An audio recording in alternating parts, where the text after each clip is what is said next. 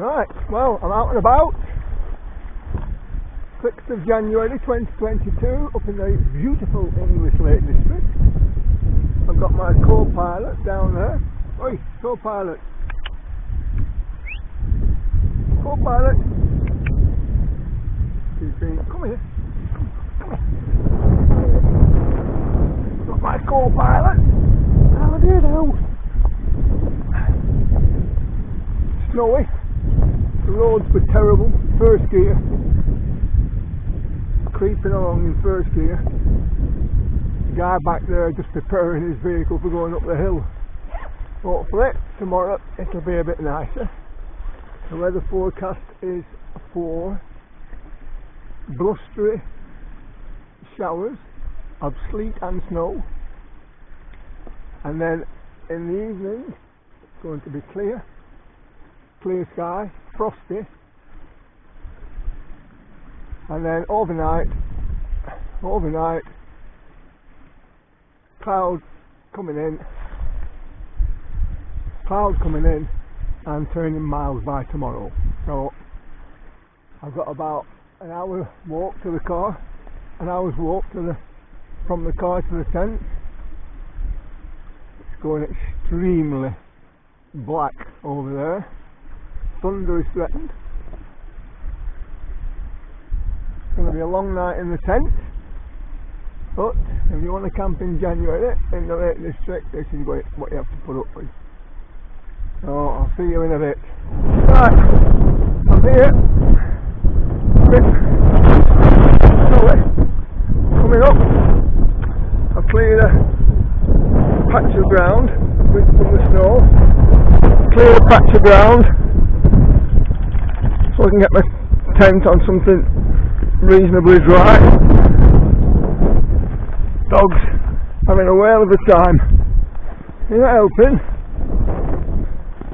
If you don't clear the snow, you can find it coming through your ground sheet. So, should do me. Give you a look around. Proper winter. Boiling hot coming up the hill, followed by freezing cold. So I better get the tent up, get a brew on. Right, that's the tent up. Thankfully it stayed calm and dry. When I put it up, the dog's inside in a blanket. Beautiful scenery from here. Absolutely stunning. I didn't think we were 2 miles from the M6 motorway. Absolutely beautiful. I've had to put big rocks on the tent pegs because I can't get them in, the ground's too hard. The inner's not put up perfectly, but I think I'll be alright tonight here. Let's give you one last look at the view. Absolutely stunning.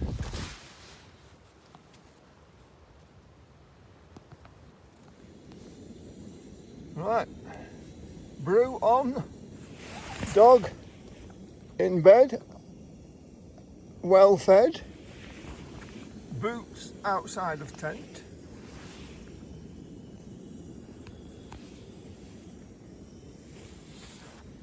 The rest of the tent looks like a bomb has hit it.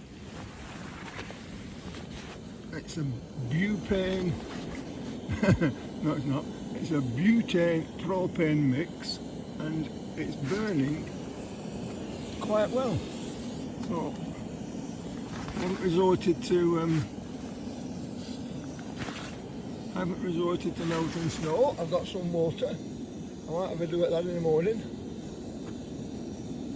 It's 4:15.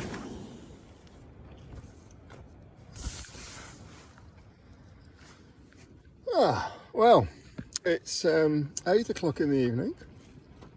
I've just polished off a IPA, a Funky Waves IPA. Very nice. I've done a WhatsApp video call with my friend who says I'm completely bonkers for coming here. And I've just set up my stove so I can have my evening meal, which will be macaroni cheese. And it's very cold. There's a little bit of frost on the inside of the fly sheet. The inside of the tent, because I've got the ventilation cut down to a minimum, there's a little bit of condensation, only a little bit, just a little bit of condensation on the inner tent, just above my head where I'm breathing. No, that's fine. I've got a Rab 600 sleeping bag, which has only got a comfort rating of 5 degrees, so that's not much good. I've got a Neo Air inflatable sleeping mat, which is fine, absolutely fine. I've got 2 pairs of thick socks on, a pair of trousers and my long johns, 3 tops, and 2 woolly hats, one with a light in, which you can see here. And the only part of my body which is a chilly is my toes. So I need to rethink my toes. I normally bring some foot warmers, chemical foot warmers, but I forgot them. And I think if I'd have brought a couple of them, I'd have been fine. But also, I did have enough room in my rucksack for a water bottle, hot water bottle. And I think that would have been the best solution, a hot water bottle.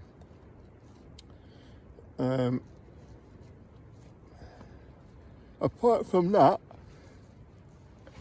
it's only the long night which is making it a bit boring. And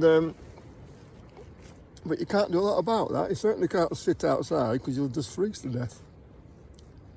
I've got the tent held down with some boulders, and I've tied off one of the tie down ropes. I've tied that to a tree, so the tent shouldn't blow away. I cleared all the snow away,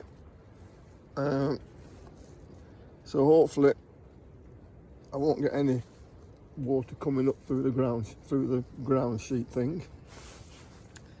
And if it doesn't get any windier than this, I'll be all right.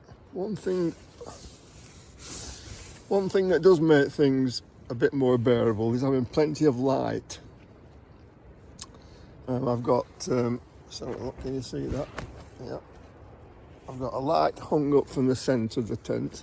I've got my head torch thing on. I've got my head torch thing on.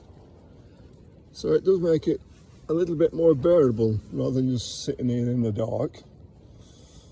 I've been playing a bit of music on my phone.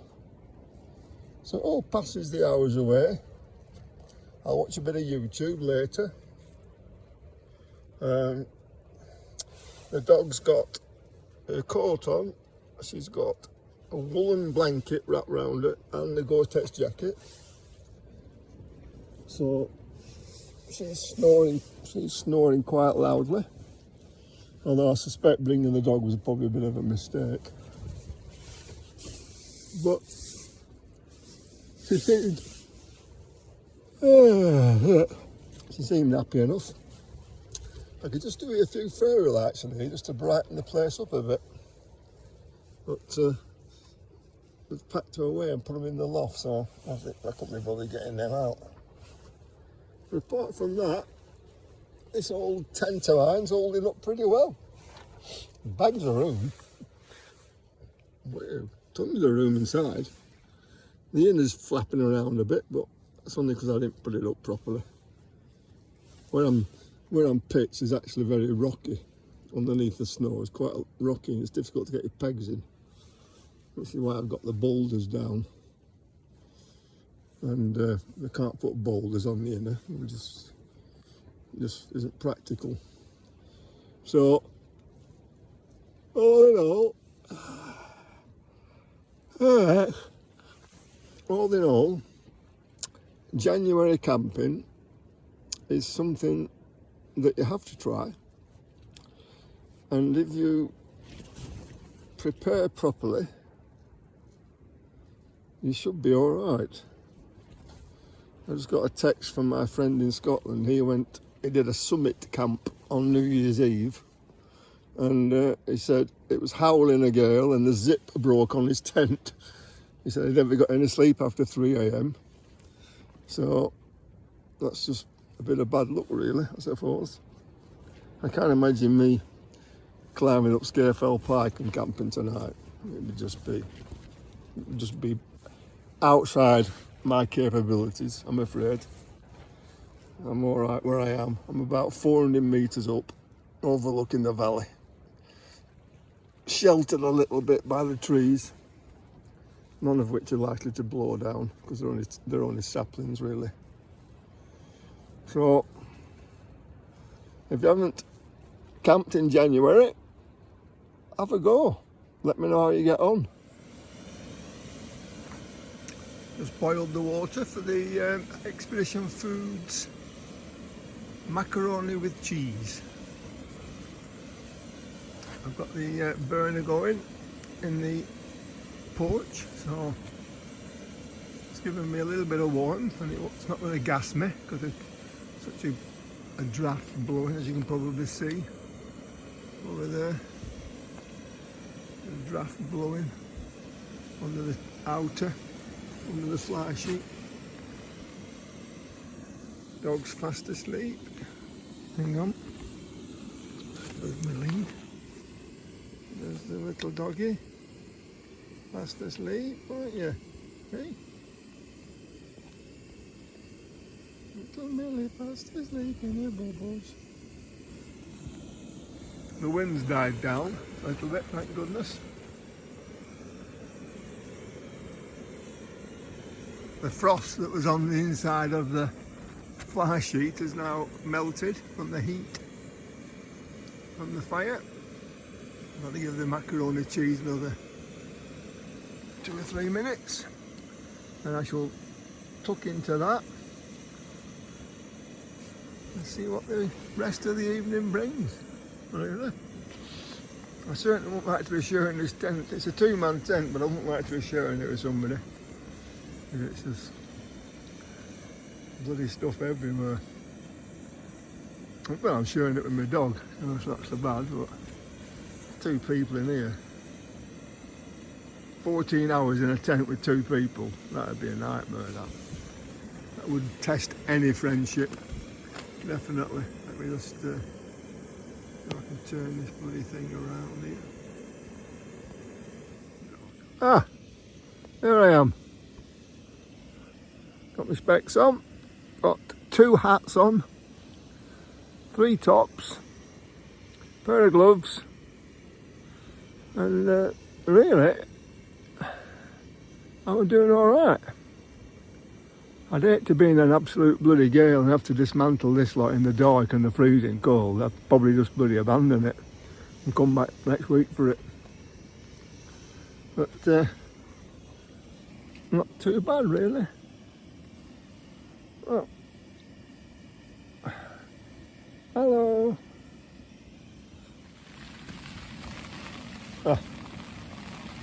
Good morning, 7 o'clock, Saturday morning, 14 hours of darkness,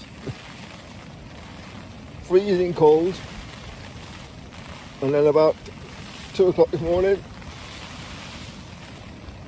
it started pouring down, and now it's blowing a gale and pouring down. So a long, uncomfortable night. Not very enjoyable at all, to be honest, but I've done it, so I don't need to do it again, hopefully.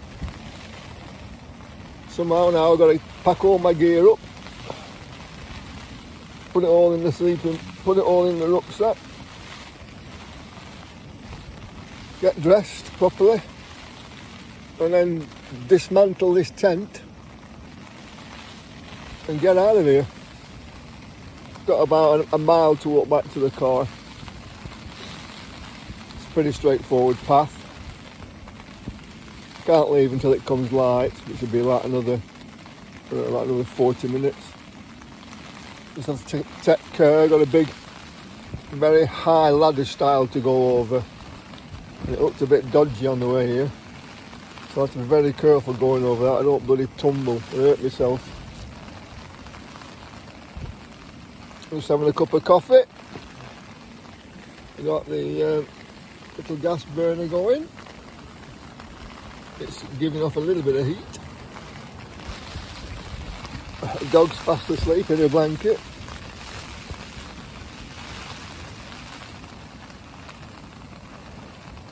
This is January wild camping. Well, I can assure you, it's not for the faint-hearted. Well, I got back home safely. It's now Saturday evening. I packed everything away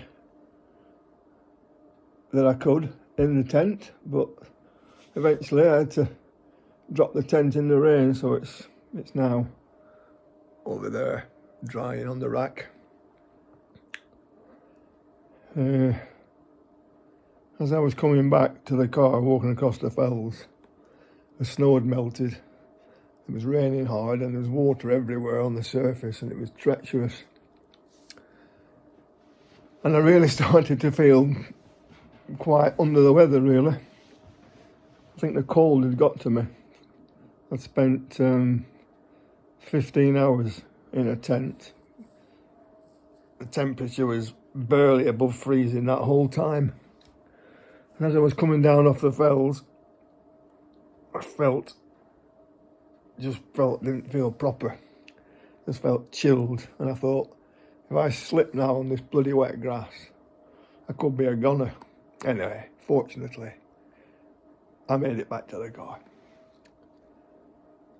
But I've been sat at home all day trying to thaw out, and I still haven't. I still feel chilly. They say the best thing for warming you up is to immerse yourself in a bath full of hot water. But unfortunately, we don't have a bath. So I had to have a shower, which is nowhere near as good.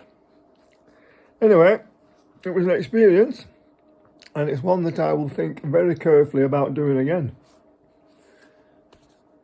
I was properly prepared. I'd seen the weather forecast.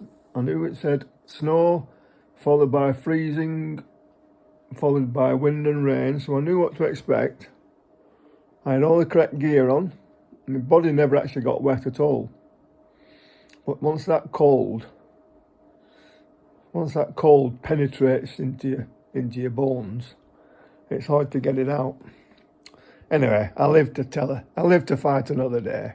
See you later. Bye-bye.